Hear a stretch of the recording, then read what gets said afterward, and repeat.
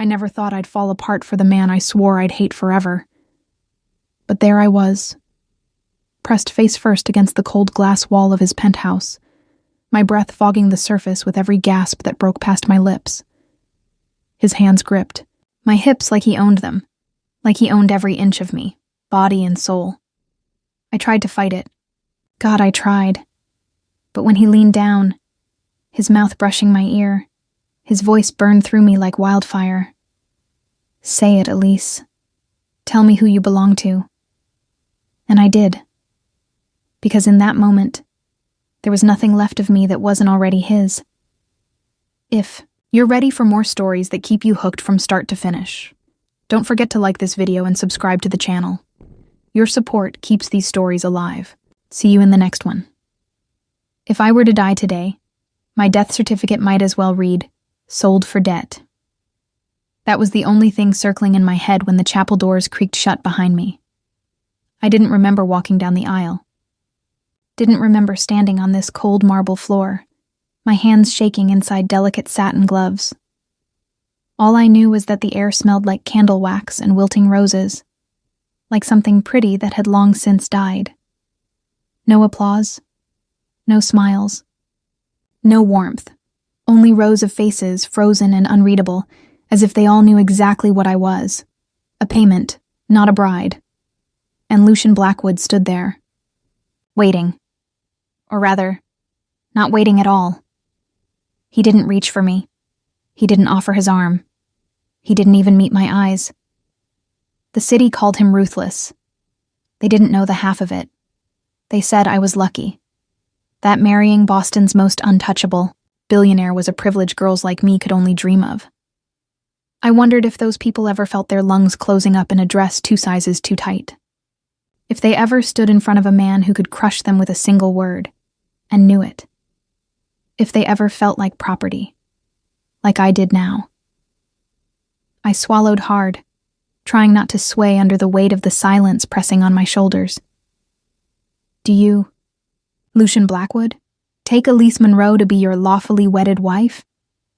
The priest's voice echoed through the high ceiling. A pause. A silence so long I felt it pierce straight through my chest. Lucian's jaw tightened, his lips barely moving. I do. And just like that, it was done. No one clapped. No one cared. Later that night, I found myself sitting on the edge of a bed that felt more like a stranger's throne than a place to sleep. The Blackwood estate was silent, too big, too empty. I kicked off my heels, curling my toes into the cold, hardwood floor. My wedding dress pooled around me like spilled milk. White, flawless, and meaningless. He hadn't come to the room. I didn't know if I was relieved or humiliated. I closed my eyes, trying to breathe through the ache in my chest, and just like always, my mind went back to her, my mother. I could still hear her humming in our tiny kitchen back in Maine. The scent of cinnamon bread in the oven, the way her hands brushed my hair as she whispered promises that nothing and no one could ever take our dignity away. She lied. Or maybe she'd been wrong all along, desperate to feel something, anything. I slid open the drawer in the nightstand, searching for, I didn't even know what. That's when I saw it. A folded piece of yellowed paper, tucked beneath a lace handkerchief. I pulled it out with trembling hands, recognizing her handwriting the moment my eyes landed on the first line. My sweet Elise, if you're reading this, it means I'm no longer there to tell you these words myself, and I am so sorry for that. There is something I never told you, something your father never wanted you to know. We owe the Blackwood family a debt. Not money, but honor. A promise I made long ago. One your father couldn't bear to face. I hope one day you'll understand, and I hope you'll forgive me. With all my love, Mom. The paper trembled in my hands as I read it again, and again, and again. What debt, what promise. My father had always said they, the Blackwoods, had destroyed. Us, that they were the reason our family had lost everything. That this marriage was his way of forcing Lucian to make things right. But this letter said otherwise. My throat tightened. Had I been a pawn all along?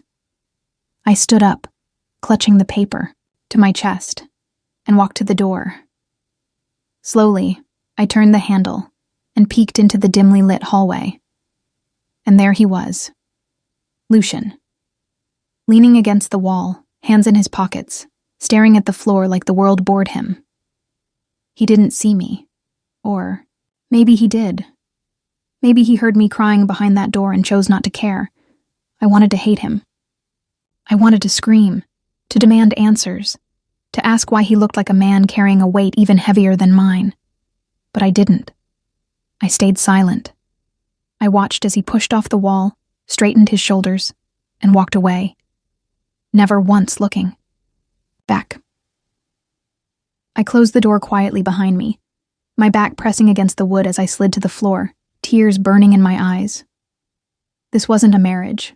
It was a transaction. And I had just become the final payment in a game I didn't understand. But I would. I swore to myself, gripping that letter like it was the only real thing left in the world. I would find out the truth, even if it destroyed me. Morning came, too quickly. I opened my eyes to find the same heavy silence pressing down on me.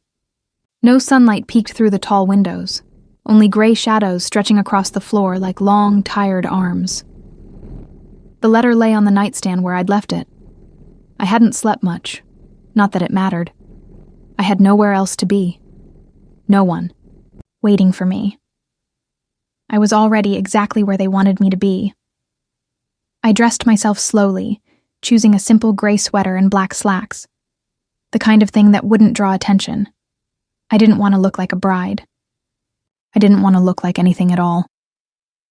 When I opened the door, the hallway was empty. Of course it was. I made my way downstairs, expecting to find at least one curious face, one maid or staff member staring at me like I was some misplaced ornament.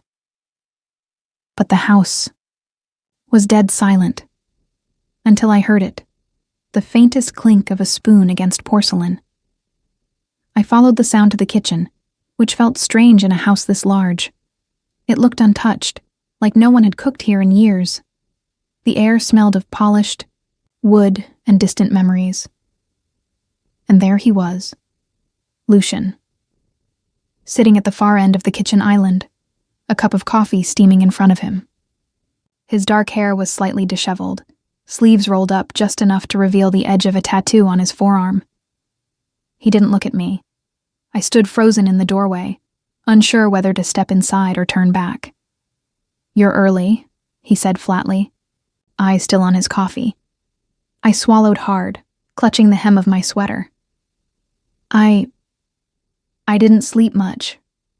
Silence stretched between us again, suffocating and sharp.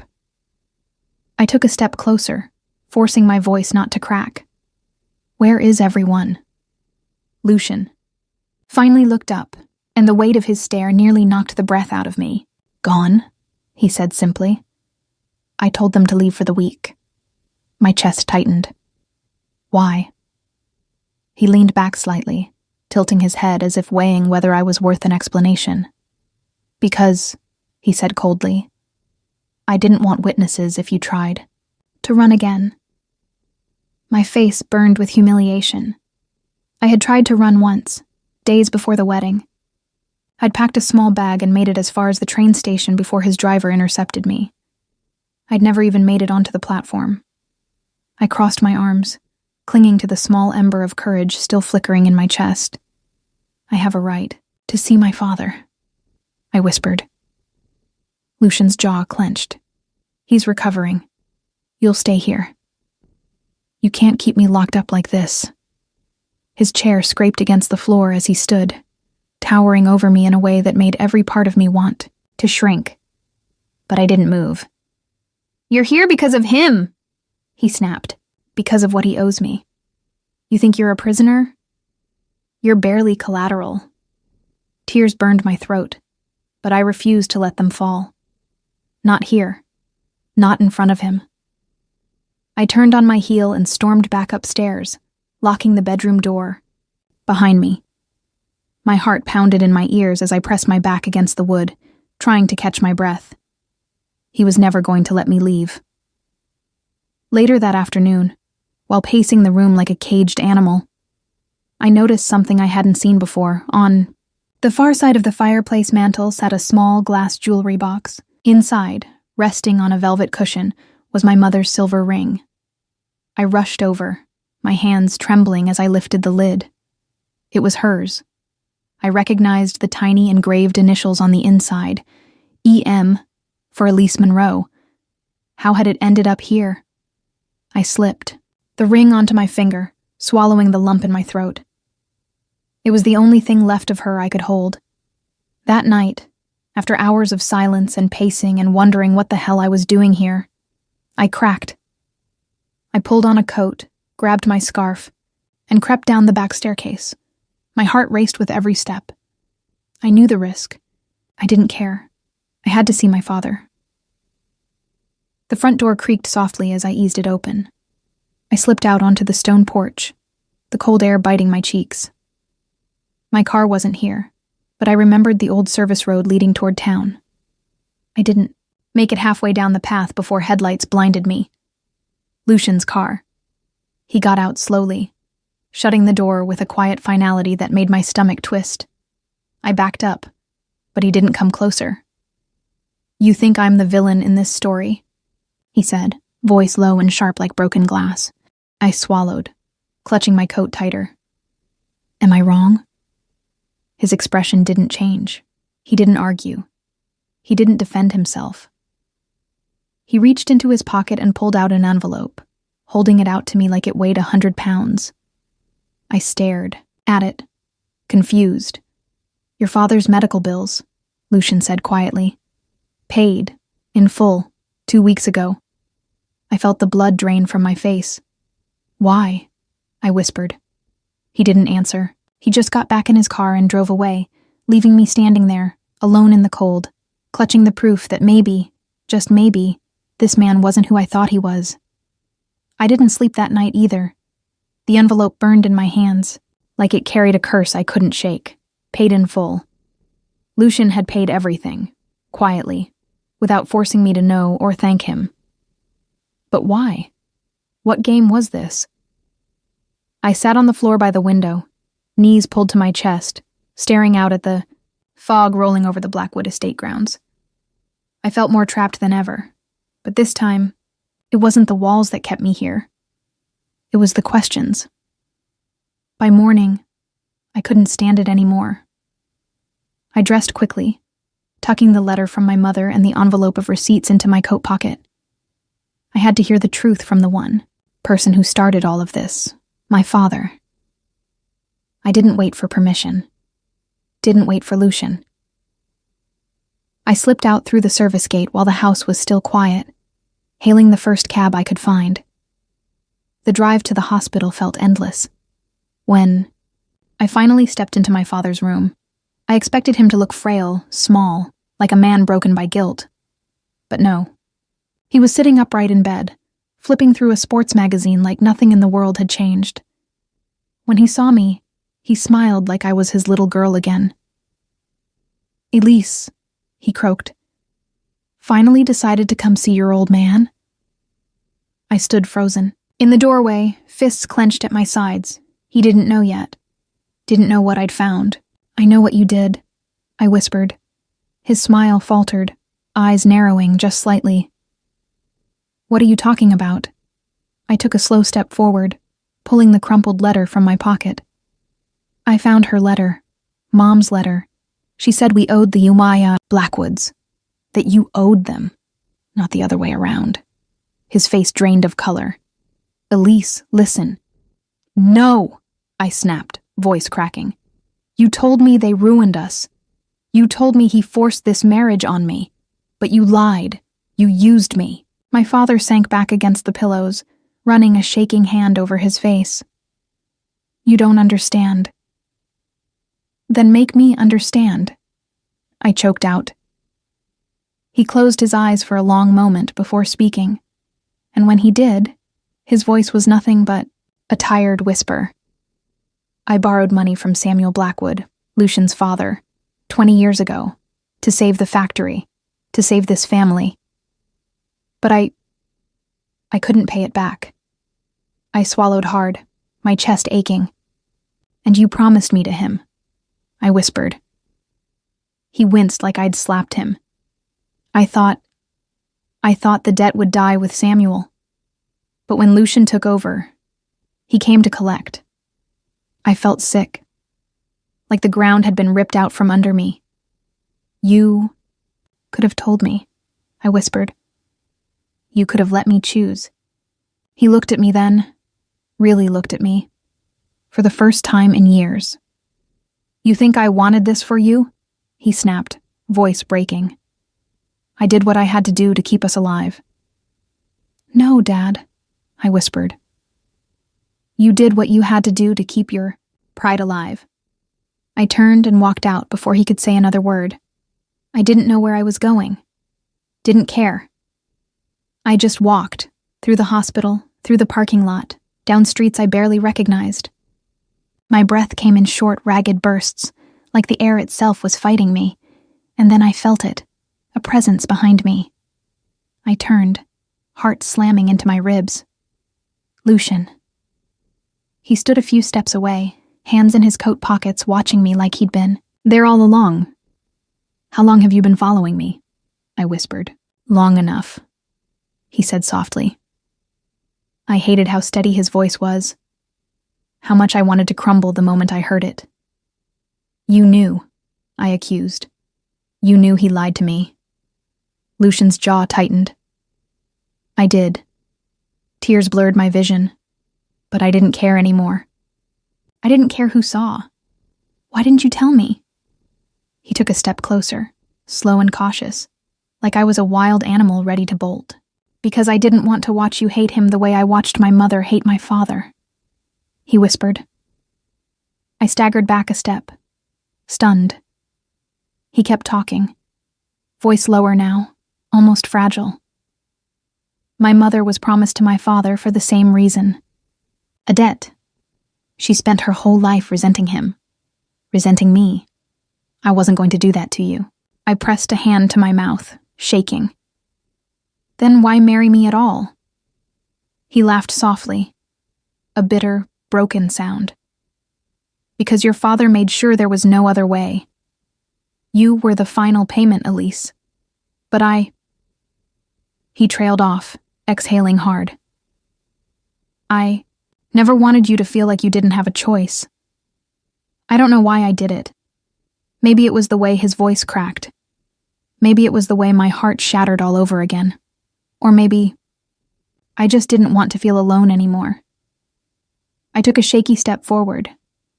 Lucian's eyes widened just slightly as I closed the distance between us. And before I could think twice, I pressed my forehead against his chest. For a heartbeat, he didn't move. Then slowly, carefully, his arms came around me, and I let him hold me. Not because I forgave him, not because I understood, but because, for the first time since I walked into this mess, I didn't want to carry it alone. We stood on that sidewalk for what felt like hours. I didn't move. He didn't speak. I pressed my cheek against the fabric of his coat, the steady sound of his breathing filling the space where all my anger had lived just moments ago. I wasn't ready to forgive him, but maybe I was tired of fighting alone. When I finally pulled back, Lucian didn't let me go. Come home, he whispered. Home. I almost laughed at the word, but something in his voice, low, unguarded, made me nod. For the first time, I followed him back willingly.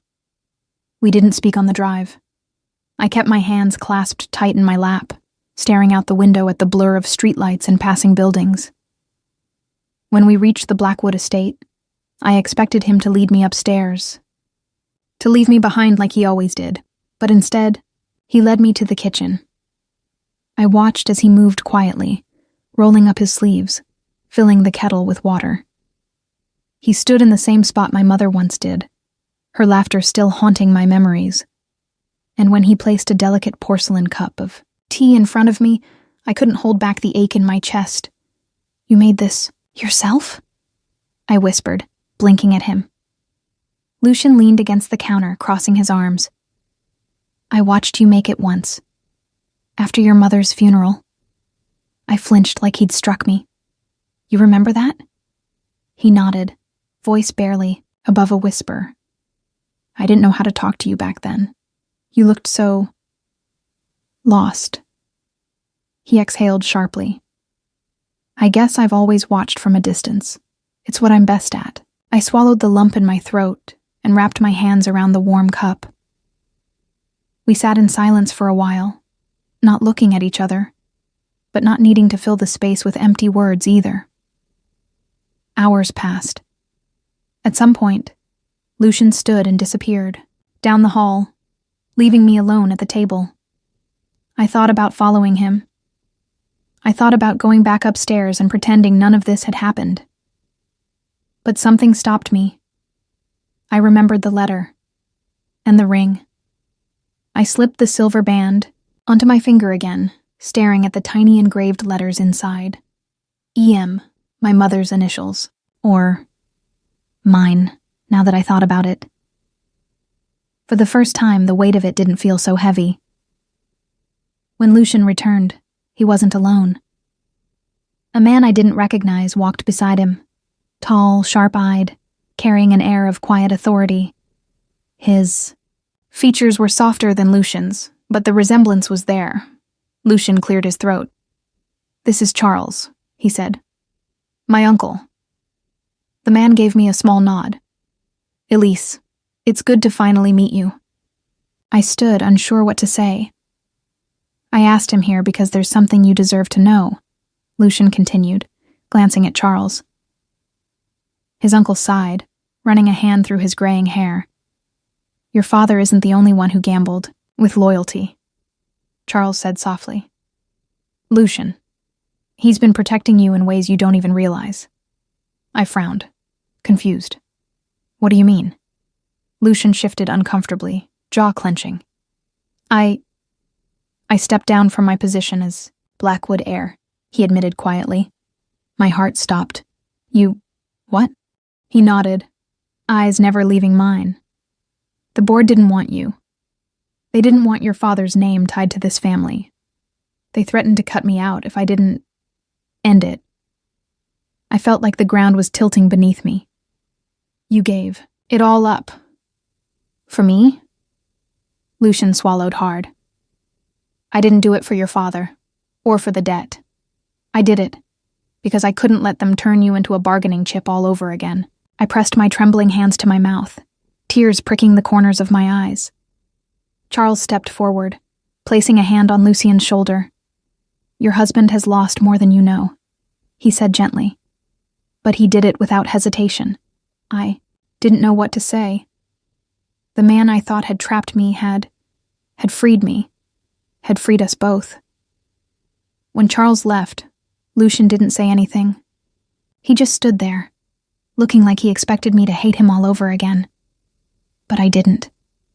I crossed the room slowly, standing in front of him, and for the first time, I reached up and cupped his face with both hands. He flinched, just slightly. "I don't know how to forgive you," I whispered, "but I want to try." His eyes closed like the weight of the world had just lifted. That night, we didn't touch. We didn't kiss. We didn't need to. We lay side by side in the same bed for the first time, breathing in the same quiet air, as if somehow, without meaning to. We had finally started to understand what it meant to share the same space without walls. And for the first time since I walked into this house, I didn't feel like a prisoner. I felt like maybe I was home. We didn't talk much the next morning. Lucian had meetings downtown, or so he said. He kissed the top of my head before he left. Not on my lips, not like a husband might, but soft enough to make me forget how to breathe for just a moment. And then I was alone again. Except, it didn't feel the same as before. The house wasn't as cold today. Or maybe I was different now. I walked the halls slowly, tracing my fingers along the polished banisters, breathing in the faint scent of cedar and lemon oil. I ended up in the library, the same place I used to dream about when I was a little girl. The idea of being surrounded by books, stories, possibilities. But all I could think about was him, and how, for the first time, I wasn't afraid of the man I married. That night, I cooked dinner. It felt ridiculous, standing in that enormous kitchen with its industrial appliances and endless marble counters. I wasn't even sure if half of it worked. But I made something simple. Garlic pasta with rosemary chicken. It wasn't perfect, it wasn't fancy. But it smelled like home. I didn't set a grand table. I just waited in the kitchen, praying that he would come home before the food went cold. I heard the front door click open just as I was about to give up. Lucian appeared in the doorway a few minutes later, loosening his tie, looking every bit like the man I used to fear. But when his eyes landed on me, something in his face softened. "You cooked?" he asked, almost like he didn't believe it. I nodded, twisting my fingers together nervously. "I didn't know if you'd eat it." He walked toward me, slowly, like every step was measured. And when he stopped in front of me, his voice dropped to a whisper. "I'd eat anything if you made it." We ate at the island, sitting close but not quite touching. We didn't fill the space with small talk. We didn't need to. When we finished, I stood to clean up, but Lucian gently took the plate from my hands. "Let me," he murmured. I watched. Him wash every dish carefully, sleeves rolled up, forearms flexing with every movement. It felt wrong to stare, but I couldn't stop. I wondered if this was what it could have been like all along. Later, when the house had gone quiet again, I stood at the foot of the staircase, staring up toward the bedroom. I didn't know what came over me, but I climbed those stairs anyway. He was already in bed when I walked in, wearing nothing but a plain black t-shirt and loose sweatpants. He looked so ordinary, so human. I stood in the doorway, heart pounding so loud I could barely hear myself think. Lucian sat up slowly, resting his forearms on his knees. "Elise?" I swallowed hard. "I don't want to sleep alone tonight," I whispered. His breath hitched, just barely. But he nodded. He held the sheets open for me and I slid in, fully clothed, lying stiff as a board beside him. The silence was unbearable, so I turned toward him. And to my surprise, he was already watching me. My throat tightened. "I keep waiting for this to feel wrong," I whispered. "But it doesn't." Lucian's jaw flexed like he was fighting some invisible war. "Elise," his voice cracked. I placed my hand gently on his chest, feeling his heartbeat thundering beneath my palm. "Do you want this?" I asked softly. He shuddered under my touch, gripping the edge of the sheets like his life depended on it. "I've wanted you. Every second I've known you," he rasped. "But I need you to be sure." I leaned in, brushing my lips against his jaw, feeling his breath catch. "I'm sure." The air between us changed in an instant. Lucian cupped my face with both hands, pulling me in slowly, reverently, like I was something sacred. His lips met mine, not with force, not with desperation, but with a kind of aching tenderness that made my whole body tremble. He kissed me like he had all the time in the world. When he pulled back, his forehead rested against mine. "Take it off," I whispered, tugging at his shirt. He hesitated for just a second before obeying, pulling the fabric over his head and tossing it aside. I ran my fingers down his bare chest, marveling at the way his skin shivered beneath my touch. Lucian slid his hands under the hem of my sweater, pausing to look me in the eyes. "Still sure?" he whispered. I nodded. He undressed me slowly, carefully, like he was memorizing every inch of me. And when he finally lowered me onto the pillows, his hands never stopped moving, tracing every curve, every breath, every heartbeat. He kissed me, again, deeper this time, his body pressing into mine like he couldn't bear to leave any space between us. We fit together like two halves of something broken finally made whole. There was no rush, no demands, only quiet gasps, whispered names, and the soft creak of the mattress beneath us. Afterward, he held me close, burying his face in my hair like he never wanted to let go. "I've never deserved you," he whispered against my skin. I closed my eyes, clutching him tighter. "But you have me." I breathed, and for the first time since the day I became his wife, I wanted to be. The morning after felt different. Not louder, not busier, but different. The silence wasn't as heavy anymore. It felt full, like the house had finally taken its first real breath in years. Lucian had left a note on the nightstand when I woke up. "Didn't want to wake you. I'll be home for dinner." Eli held the slip of paper to my chest, smiling like a fool. I should have known peace doesn't last in a house built on secrets. It started with a knock on the front door. When I opened it, Charles was standing there, his expression tight, eyes darting over my shoulder like he was preparing for a fight. "Elise," he breathed. "Is Lucian home?" I shook my head. "He left early this morning." "Why?" Charles stepped inside, closing the door softly but firmly. "We have a problem."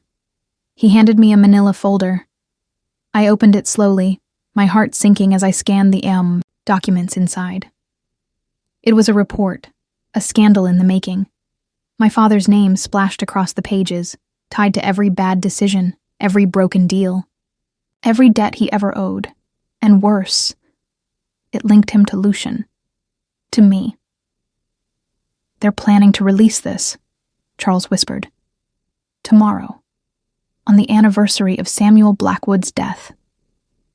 I swallowed hard, clutching the papers like they could burn me if I let go. "Who's behind it?" Charles hesitated. "My brother, Gerald, Lucian's uncle. The same man who had once fought to cut Lucian out of the family. The same man who had everything to gain if Lucian fell." I felt the ground tilt beneath me. "If this goes public, Lucian's done," I whispered. Charles nodded grimly. "They'll paint him as the fool who married a debt-ridden factory girl too. Save face. He'll lose everything." I pressed a shaking hand to my lips, pacing the floor. "I have to leave." Charles's head snapped up. "What?" I turned to him, heart pounding. "If I leave now? If I file for annulment? They can't tie this to him. They'll have nothing." Charles grabbed my arm, his grip firm. "Elise, if you walk away now, you'll give Gerald exactly what he wants. Lucian won't let you. He won't have a choice," I choked out. I didn't wait for Charles to stop me. I ran upstairs, grabbed my coat, and packed a small bag with the barest essentials. My hands shook so hard I could barely zip it closed. I left Lucian's note on the bed, untouched. I was halfway down the stairs when the front door slammed open. Lucian. His eyes went straight to my bag. His face fell, like the air had been punched from his lungs. "What are you doing?" he rasped. I froze. I have to go." He crossed the room in 2 strides, standing in front of me, his chest rising and falling with each ragged breath. "You're running again," he whispered. "After everything—" I pressed a hand to his chest, stopping him. "No, I'm protecting you." I shoved the folder into his hands, tears blurring my vision. "They're going to destroy you, Lucian. And it's my fault, my family's fault. I won't let you burn for this." His hands trembled as he flipped through the pages. When he looked up, something raw flickered in his eyes. "You think I care?" he snapped. "You think I'd rather lose you than a name I never wanted?" I shook my head, choking on a sob. "They'll tear you apart. Let them," he breathed. He dropped the folder and sank to his knees in front of me, gripping my waist like I was the only thing holding him together. His voice cracked when he spoke again. "I don't care about the Blackwood name. I don't care about the board, or the legacy, or the money." His hand slid up to cup my face, forcing me to look into eyes that were no longer cold. "I care about you." Tears spilled down my cheeks. "I'm not worth it. You're worth everything." He pulled me down to my knees with him, wrapping me in his arms like he was afraid I'd vanish if he let go. And for the first time, I let myself believe him. We stayed like that for what felt like forever, kneeling on the floor, clutching each other in a house that had seen too many ghosts. When we finally stood, Lucian cupped my face again, his forehead resting against mine. "Whatever comes next," he whispered, "we face it together." And this time, I didn't argue. The plan had been to leave, but I stayed, because when he said together, I believed him this time. The days that followed blurred into something strangely peaceful. No calls from Charles, no threats from Gerald, no breaking headlines. It was the quiet before the storm. And somehow, I didn't mind waiting for it. One evening, after dinner, Lucian found me sitting on the back steps of the estate, staring out over the fog-covered gardens. He stood there for a moment, watching me with that unreadable expression I'd started to understand better. When he finally spoke, his voice was soft. "Let me take you somewhere tomorrow." I looked up, blinking. "Where?" He smiled, just a little. "Home." The drive felt like breathing again for the first time. Lucian didn't tell me where we were going, but my heart knew the moment we passed the welcome sign for Hollow Hill Cemetery. I hadn't been back since her funeral. I swallowed hard, clutching Lucian's hand in my lap as he parked beneath an old oak tree. He didn't rush me. He didn't speak. He just waited while I gathered the courage to open the door. The path to her grave felt shorter than I remembered. I knelt in front of the simple headstone, tracing my fingers over her name. Margaret Monroe, beloved mother, gone too soon. I didn't cry. I thought I would, but there was something peaceful about being here again, about having Lucian standing silently behind me, giving me space but not letting me feel alone. I reached into my coat pocket and pulled out a small bundle of wildflowers I'd gathered earlier that morning. Lavender, rosemary, and white daisies. I laid them gently at the base of the stone. "I thought I knew everything, Mom," I whispered. "I thought I understood what you gave up for me." My throat tightened. I was wrong. About you. About Dad. About him. I glanced over my shoulder, meeting Lucian's eyes. He nodded, silent but steady. I turned back to the stone. "I forgive you," I whispered. "For the secrets, for the silence, for all the things I couldn't understand when I was too young to ask." I reached up, pressing my palm flat against the cool stone. "And I hope, wherever you are, you can forgive me too." When I stood, Lucian reached for my hand without hesitation, threading his fingers through mine. We stood there together, looking down at the flowers, until the sun started to dip low in the sky. On the drive back, I leaned my head against the window, closing my eyes as the miles slipped away. Lucian reached over, resting his hand on my thigh, his thumb brushing slow, steady circles for once. I didn't feel like I had to fill the silence. Later that night, while unpacking my bag, I found something I didn't remember bringing with me. A small velvet pouch. I opened it slowly, my breath catching in my throat. The silver ring. My mother's ring. The one I thought I'd left behind on the nightstand. I turned it over in my hands, heart pounding when I saw the tiny folded note tucked inside. You belong wherever you choose to stay, my love. Mom. I pressed the ring to my lips, tears stinging. My eyes, somehow, she'd known. Even back then, she'd known I'd have to fight to feel like I belonged to something again. Lucian found me sitting on the edge of the bed, clutching the ring like it was my lifeline. He didn't ask questions. He just sat beside me, pulling me gently into his lap. We stayed like that for a long time, me wrapped in his arms, the ring pressed between our palms. I need to go see my father, I whispered finally.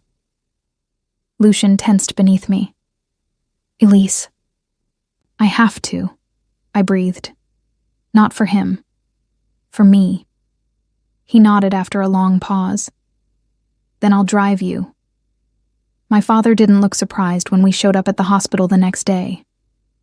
He didn't smile, didn't offer empty words. He just sat there, staring at the floor like the weight of the world had finally settled on his shoulders. I stepped inside alone, closing the door behind me. Lucian waited in the hallway. I took a deep breath and sat down across from the man who had broken more than just promises. Dad. He didn't look up. I'm not here to argue, I whispered. His shoulders sagged, but he said nothing. I swallowed hard. I'm here to say goodbye. He flinched. I'm not leaving you to carry this anymore, I continued. And I'm not letting your mistakes ruin what's left of my life. My voice trembled, but I didn't stop. I forgive you, Dad, but I'm done paying your debts. His throat worked like he was trying to speak, but no words came out. For once, that was enough. I stood, pressing my hand to his shoulder one last time. And then I walked out, leaving the past behind me. Lucian pulled me into his arms the moment I stepped into the hallway. I sank into him, breathing in the quiet strength I'd found where I least expected it. I'm proud of you, he whispered against my hair, and for the first time, I felt it too. A week later, we stood in front of the same chapel where I had first married him. No crowds, no photographers, no board members or family members breathing down our necks. Just us, and Charles, standing a few steps away with a quiet, knowing smile. Lucian held both my hands in his thumbs brushing over my knuckles like he couldn't bear to let me go, not even for a second. You sure you want to do this again? He whispered, his voice low and steady. I nodded, tears already pricking my eyes. This time I'm walking toward you, not away. We didn't hire a priest. We didn't exchange official vows. Instead, Lucian took a small black box from his jacket pocket and opened it to reveal a simple silver band, polished but imperfect. Not flashy. Not cold like the first one. Just real. I bought this the day after. You moved into the estate, he whispered. I've been carrying it ever since. I swallowed the lump in my throat, my heart swelling so full I thought it might burst. He slid the ring onto my finger, my mother's ring on one hand, his on the other. Then I reached into my coat and pulled out a matching band I had hidden there, the initials LB engraved on the inside. Lucian's breath hitched as I took his hand and slid the ring onto his finger. No more debts, I whispered. No more boardrooms or family battles. Just us. He cupped my face, leaning his forehead against mine. Just us, he breathed. We didn't need applause. We didn't need witnesses. We had already survived the worst. And somehow, we had found our way back to each other. That night, we didn't return to the Blackwood estate. We drove hours north, toward the edge of Maine, to the little cabin my mother had once dreamed of retiring in. It had stood empty for years, left to gather dust and silence. But when Lucian unlocked the door and stepped aside to let me in, it felt like we were finally breathing again. I lit the old stone fireplace while Lucian unpacked 2 bags in the corner. No tuxedos. No gowns, just sweatpants, wool socks, and oversized sweaters. We brewed coffee in the tiny kitchen, the scent filling the space like a promise of something simple, something ours. Lucian set 2 mugs on the table and pulled me into his arms, swaying to music that didn't exist, his chin resting on top of my head. I used to imagine what our life would have been like if we had met any other way, I whispered. He smiled against my hair, and I pulled back just enough to meet his eyes. I think we wouldn't have lasted. His brows lifted in surprise. Why? He asked softly. Because I needed to lose everything to understand what really mattered, I whispered. And I think so did you. He leaned down, pressing his lips softly to mine. Then let's not waste another second. That night, tangled in the old quilt my mother once sewed, we loved each other like it was the first time all over again. No hesitation. No doubt. Just steady hands, soft whispers, and the quiet certainty that we had finally stopped running. Afterward, we lay tangled together, our legs woven under the blankets, the steady rhythm of his breathing lulling me into something I had never known before. Peace. Lucian traced his fingers along the silver ring on my hand, his voice barely above a whisper. You know what I realized? He murmured. What? His lips curved into a soft smile. I never really owned you. I turned my head to face him, brushing my fingertips over his jaw. And I never really belonged to anyone but myself, I whispered. He nodded, pulling me closer. But I'll spend the rest of my life trying to earn you anyway. We stayed, like that until the sun began to rise, painting the cabin in soft gold light. Lucian pressed his lips to my temple and whispered the words I never thought I'd hear from him. Not as a deal, not as a payment, but as a promise. You're not mine because of a contract. You're mine because you chose to be, and I'll never stop choosing you. Every day, for the rest of my life. And just like that, I knew I was finally home. Thank you so much for staying with me until the very end of this story. If you enjoyed this journey and want to experience more heartwarming, emotional stories just like this one, don't forget to hit that like button and subscribe to the channel. Your support means the world to me and helps keep these stories alive. See you in the next one.